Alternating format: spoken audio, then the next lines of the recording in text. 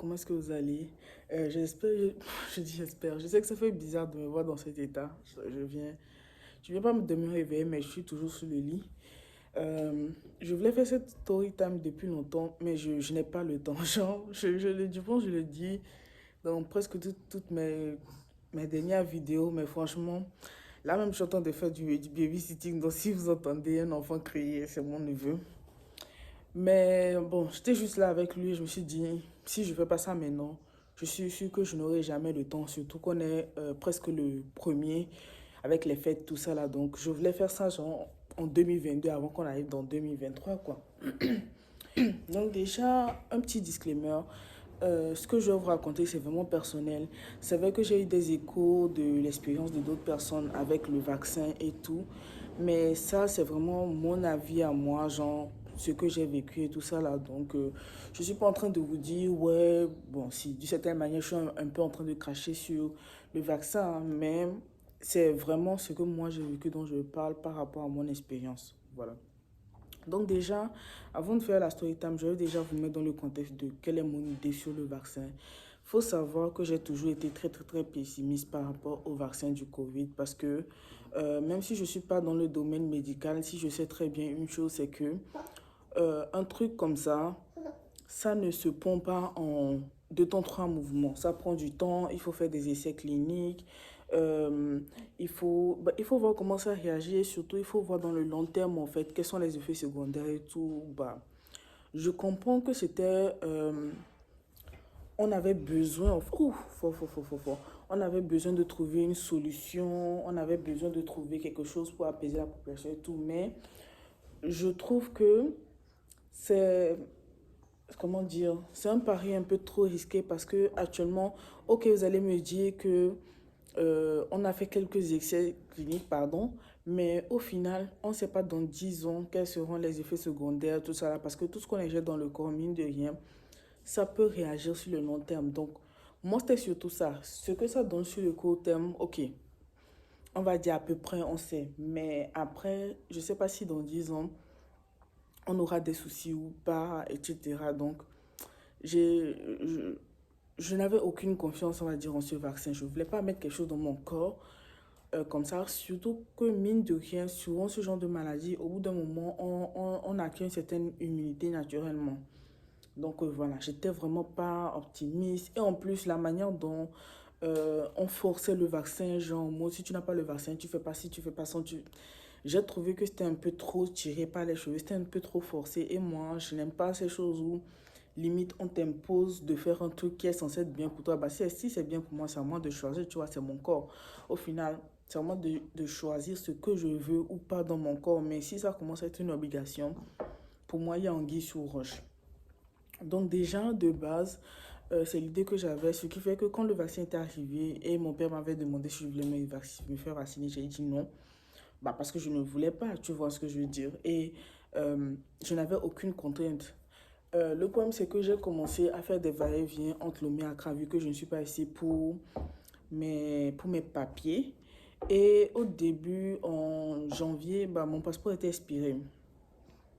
Donc, mon passeport était expiré et je sais qu'au début, en tout cas à Lomé, si tu n'avais pas fait ton vaccin, bah, si tu n'avais pas ton passe vaccinal, tu ne pouvais pas accéder à ce genre de service public, comme pour faire ton passeport, ta carte d'identité, etc., etc. Donc pour moi, c'était un peu une obligation, on va dire. Donc j'ai voulu voir si je pouvais continuer le système, ça n'a pas marché. Donc récemment, j'ai eu un problème avec ma banque où je ne sais pas pourquoi, je me suis levée un matin, je voulais bah, faire une transaction et le code ne marchait pas. Donc, je suis allée pour que la banque me fasse un nouveau code, mais ils m'ont fait comprendre que pour pouvoir me faire le code, bah, j'ai besoin de mon passeport. Donc, je me suis dit, bah, de toute façon, je suis dans le système. Donc, expiré ou pas, normalement, ils doivent utiliser puisque c'est juste pour confirmer mon identité, tu vois. Mais non, il faut un passeport valide et tout et tout. Donc, ils ont refusé catégoriquement. Je leur ai demandé s'il y avait une possibilité. Et malheureusement, la possibilité qu'il y avait, je ne pouvais pas la faire parce que Il devait m'envoyer le code sur un numéro, mais le numéro a été bloqué en temps dont j'ai changé de numéro. Bref, je me suis retrouvée dans une merde pas possible. Donc là, je me suis retrouvée avec l'obligation de refaire mon passeport. Ce qui fait que bah, j'avais l'obligation, en fait, je pensais à ce moment-là. Ce que je vous dis, on était en septembre, hein, donc beaucoup de mois après janvier. Donc, j'avais toujours cet écho qu'il fallait justement ces papiers. Malheureusement, quand je suis arrivée, je me suis rendu compte que ce n'était pas nécessaire et j'ai même regretté d'avoir pris le vaccin parce qu'au final, ce n'était pas nécessaire. À chaque fois que je vais quelque part, on ne me demande pas le pass vaccinal. Donc, je me suis dit, j'ai fait ça pour rien. Mais je me suis dit, c'est pas grave parce que si un jour je dois voyager par voie aérienne ou un truc comme ça, au moins je sais que je l'aurai. Ça va me faciliter la tâche, tu vois. Donc, avec les va-et-vient, je faisais toujours les va-et-vient avec comment dire, un laissez-passer parce que bah, mes papiers sont expirés, donc je ne pouvais pas utiliser mon passeport. Au bout d'un moment, pardon, je me suis dit, déjà mon passeport est expiré. Je ne vais pas à chaque fois que je fais les va-et-vient, surtout que je me suis beaucoup déplacée. Je ne vais pas à chaque fois avoir des problèmes déjà pour le passeport et en plus de ça avoir des problèmes pour le pass vaccinal, tu vois. Donc j'étais réticente, mais au final, je me suis dit, tu sais quoi, on va prendre la dose basse. Si on doit mourir, on va mourir, tu vois. Donc, je prends la première dose. Ce jour-là, j'ai eu un peu de fièvre, mais franchement, c'était limite même, je n'ai même pas senti ça parce que j'étais en train de... Je suis arrivée ce jour-là, j'avais des activités, j'ai tout fait. Donc, YOLO, donc je me suis dit, ah, peut-être que mon corps tient bien. Parce que souvent, les gens disent quoi? Que la première dose, elle est secouée, la deuxième dose, ça va, tu vois. Donc, la première dose, quand je n'ai rien eu, et celui qui m'avait vacciné à la frontière, justement, lui disait que lui, il a fait le vaccin, ça lui a rien fait. Et c'est vrai, en fait, chacun de nous réagit différemment, en fait, à tout ça. Donc, c'est ce qui s'est passé. Et après la première dose, je me suis dit, bon, au final, j'ai quelque chose dans le corps que je ne voulais pas, mais ça ne m'a pas plus secoué que ça, donc ça va. Donc, avec cette idée-là, ça va, je suis toujours pas optimiste par rapport, je suis très très pessimiste par rapport à ce vaccin, mais je me dis, au pire, ça n'a rien changé à ma vie, tu vois. Donc, récemment, je revenais encore et je savais que j'allais durer et que mes papiers, je suis toujours sur les problèmes de papier parce que bon, je l'ai expliqué dans une vidéo. Si je retrouve la vidéo, je vais vous la mettre. Où j'explique tout le processus et je vous explique quel est le problème. Et je vous donne aussi quelques conseils si vous vous retrouvez dans la même situation que moi. Donc, je savais que j'allais durer ici. Je voulais en fait que tout soit prêt. C'est-à-dire le jour où je retourne au Ghana, mais j'arrive à la frontière, que je retourne au Ghana. Je voulais avoir tout prêt. En fait, je voulais plus avoir les mots de tête. Tu arrives ici, on te dit que ça, c'est pas bon, les trucs comme ça, non. Donc, on m'a proposé la seconde dose. J'ai même pas beaucoup parlé. J'ai dit, d'accord, je suis allée, on m'a piqué. Donc, on m'a piqué et j'ai senti que, bon, ça me fatiguait un peu le bras, mais c'était comme la première fois, quoi. Donc, j'ai pas plus calculé que ça. J'ai pas plus calculé que ça. Et bah, j'ai continué ma vie tranquillement. Bah, j'ai fait ma vie, quoi. Ça, c'était le vendredi, parce que je suis arrivée le vendredi. Le samedi matin, je n'arrive pas à me lever. Au début, ça avait commencé comme une petite fièvre. En fait, ça avait commencé comme genre j'avais mal dans tout le corps, mais ça allait courageant, mais comme une petite fièvre. Donc, au début, je me suis dit, ah, ça doit être la grippe, parce que voilà, c'est une information que j'ai oublié de donner. J'avais la grippe la semaine, c'est-à-dire que genre, je suis arrivée le vendredi, donc toute la semaine là, j'avais eu une grippe, mais elle était pratiquement finie quand je suis arrivée. Quand je suis arrivée, genre, je n'avais pratiquement plus de symptômes, donc elle était en voie de guérison. Donc, le lendemain, je me réveille, j'arrive pas à me lever. Et pour moi, c'était la grippe, en fait. Elle n'était pas finie parce que la grippe là m'avait secoué. Donc, je me dis, ah, c'est comment? Donc, toute la journée, ma situation empire et ma fièvre est tellement haute que la chambre tout entière est chaude, en fait. Je ne suis pas la seule à ressentir ma fièvre. C'est-à-dire que quand tu ouvres la porte, cette porte-là, toute la chambre est chaude. C'est là que ma mère a compris que non, c'est chaud, tu vois. Et à un moment, je me suis dit, j'ai pris le vaccin. Et j'ai dit à ma soeur, votre vaccin. Genre, je lui ai demandé, ton vaccin là, quand tu l'as pris, bah, comment est-ce que tu as réagi? Elle me fait, ah, tu as pris le vaccin. Mais elle m'a dit, c'est bizarre parce que tout le monde, c'était la première dose qui les avait secoués. La deuxième dose, c'était YOLO, tu vois. Et moi, je me suis dit, non, votre vaccin là, déjà, je dis, j'aime pas ça. Ça me secoue. Donc, je me suis dit, ah, on va prendre les comprimés dont il parlait. Là, on va prendre ça à avaler. Jusqu'au lendemain, ça va aller. Ma mère, con. Donc, ça se passe comme ça. Je me rends compte que ça va pas. Genre, vraiment, ça va pas. Là, je suis vraiment clouée au lit jusqu'au soir et tout, et tout, et tout. Et 2 jours, genre, le truc, c'est que ça faisait genre que chaque 2 jours, j'allais et le lendemain, j'étais au bord de la mort, tu vois. Donc le dimanche, j'ai pu me relever un minimum, parler avec les gens, discuter. Et boum, le lundi, rechute. Lundi, ma mère part au boulot, je suis dans le lit. Je me lève, je me dis, ah bon, maintenant que ça va, je vais commencer quelques activités. Je me mets sur mon PC, je pense que c'était sur mon PC, j'ai voulu commencer quelques 2, 3 trucs, ça n'allait pas du tout. Genre, quand je dis ça n'allait pas du tout, mais du tout en fait. Je suis revenue me coucher. C'est vrai que le samedi, j'avais eu la fièvre, mais cette fois-ci, c'était une fièvre violente. C'est-à-dire que tout mon corps, en fait, j'avais un ressenti glacial. Genre, je tremblais de froid, mais la chambre était chaude, en fait. J'étais complètement couverte, la chambre était chaude. Quand ma mère est revenue le soir, parce que je n'ai pas pu bouger, donc j'étais toute la journée, j'étais dans le lit. Quand ma mère est revenue le soir et qu'elle a ouvert la porte, laissez-moi vous dire qu'elle était choquée. Laissez-moi vous dire qu'elle était choquée en fait. Genre, qu'elle a ouvert la porte, elle a fait Isa, il y a quoi? Et je lui ai dit non, maman, ça va pas, tu vois. Donc, on a commencé les comprimés, tout ça là. Mais elle sentait que la situation était bizarre. Et la manière dont je réagissais, c'était bizarre. C'est là on commence à regarder. Je pense que c'est le mardi. Non, c'était ce lundi là. Et à un moment, je sens que j'ai envie de vomir. Je vomis, mais en fait, tous mes symptômes maintenant, ce sont même plus des symptômes qui ressemblent à la grippe. Ce sont des symptômes qui ressemblent très pour très au palu, en fait. C'est comment? À ce moment-là, j'ai juste compris que, en fait, le vaccin a réveillé toutes les maladies de cette terre qu'il y avait dans mon corps. C'est-à-dire que tout ce qui pouvait me tuer, ça a réveillé, en fait. J'ai fait non, toi, votre histoire de troisième, quatrième dose là, vous allez m'oublier, ben ça va. D'accord. Donc, je commence à vomir, je commence à me sentir très mal. J'arrivais pas à manger.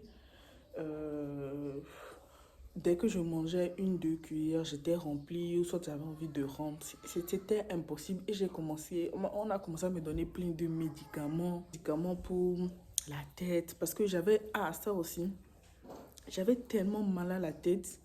En fait, ça prenait toute ma tête et ça faisait... Je ne sais pas comment vous expliquer, mais vous voyez, lorsqu'on éthique, ça faisait niaou, niaou. En fait, je sais que c'est bête de décrire ça comme ça, mais j'avais l'impression qu'on tirait ma tête, on ramenait, on tirait. Plusieurs fois, j'ai cru que j'allais mourir, sincèrement. Genre, je sais que j'ai déjà été très malade. Mon enfance, j'ai été très maladive, hein.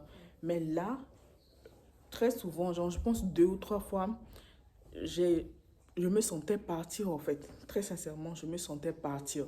Et plusieurs fois, bah, vu que je suis croyante, à chaque fois que je me sens partir comme ça, je prie. Genre, je prie, je dis à Dieu, c'est toi qui donnes la vie. Bon, bref, en tout cas, c'est à toi de décider. Mais si je pars, pardon, paradis, oh, paradis, oh. Genre, je disais toujours ça à Dieu que moi, ça me dérange pas si tu veux me faire partir maintenant, mais pardon, paradis, je vais pas aller brûler quelque part, donc pardon. Si tu sais que c'est pas le paradis qui m'attend, faut me laisser, je vais vivre pour expier mes péchés. J'ai commencé à faire des deals avec Dieu. Parce que très très souvent, j'ai fait cette prière-là, je pense 3 ou 4 fois. En tout cas, à chaque fois que je me sentais partir, je n'attendais pas d'être morte d'abord. Donc, dès que je sentais que genre, je partais, je faisais la prière, je dormais, je disais à ça. Bon, tu vas où? Tu vas où? Tu vas où? Tu vas où? Donc, je faisais toujours cette prière-là et tout et tout. Je faisais toujours la prière et après, à un moment, j'étais fatiguée. Imaginez-vous que j'avais tellement mal que j'ai pleuré. Genre, j'ai pleuré.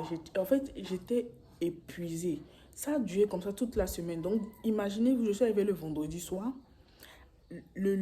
À peine j'ai dormi le samedi, j'étais j'étais genre limite entre la vie et la mort à partir du samedi. Et du fou, boignet. Oh. Donc, à partir du samedi, déjà, j'étais entre la vie et la mort. Et ça a duré comme ça jusqu'au vendredi. Ça a duré même jusqu'au dimanche, en fait. C'est seulement le lundi que j'ai pu me relever un peu. Et le lundi, surtout, c'était surtout mental parce que je devais m'occuper de la maison. Donc, forcément, je me suis dit, si tu ne te lèves pas maintenant, qui va s'occuper de la maison, en fait? Euh, Vu que ma soeur travaille, ma mère aussi n'était pas là. Donc, j'étais la seule qui pouvait gérer la maison. Donc, il y avait aussi ce côté psychologique là qui a fait que je me suis relevée parce que si je ne m'occupe pas de la maison, qui va la gérer? Donc, je me suis forcée et à partir du lundi, je me suis levée, tu vois. Mais toute la semaine, on va dire du samedi là où je suis arrivée jusqu'au dimanche, j'ai- j'étais entre la vie et la mort en fait. J'étais constamment entre la vie et la mort. Des fois, je me réveillais, je pleurais parce que j'avais tellement mal. Je me sentais... Tout mon corps me faisait mal. J'avais des fièvres, mais laisse tomber. Des fièvres à faire de la chambre un sauna. Non, c'était grave. Voilà ce qui s'est passé et tout et tout. Donc, à chaque fois que quelqu'un m'écrivait, il disait... En fait, je le disais, les gens pensaient que je blaguais, mais franchement, j'ai cru que c'était mes derniers instants en fait. Tellement ça m'a secoué. J'ai sincèrement cru que je n'allais pas me relever parce que très souvent, plusieurs fois, je me sentais partir. Je me sentais vraiment partir. Mais je pense que Dia, si que la fille là, si elle part, elle va aller faire Kanami. Pour ceux qui ne connaissent pas Kanami, Kanami c'est du poisson frit en fait. Donc j'allais aller cramer. Donc il s'est dit, mieux je la laisse vivre. Elle va expier ses péchés avant d'arriver ici. Sinon, c'est Kanami qui l'attend. Donc voilà. Donc pour moi la conclusion c'est quoi? C'est que au final je suis toujours pas favorable pour ce vaccin parce que moi je l'ai encore dit. Aujourd'hui je l'ai pris mais on va dire que je suis pas sereine parce que je sais pas dans quelques années qu'est-ce que ça va engendrer dans mon corps, tu vois. Franchement on sait trop peu de choses sur ce vaccin et moi j'estime que ce genre de choses on n'est pas censé obliger les gens à prendre des trucs comme ça dans leur corps. Le pire, c'est que j'avais appris que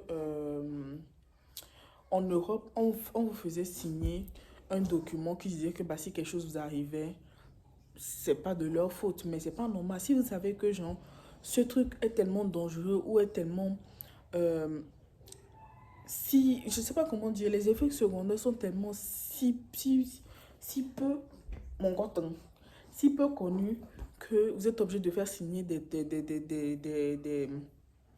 comment on appelle ça? Voilà des documents pour vous déresponsabiliser. Ça en dit long en fait. Ça en dit long sur ce que vous êtes en train de nous faire prendre.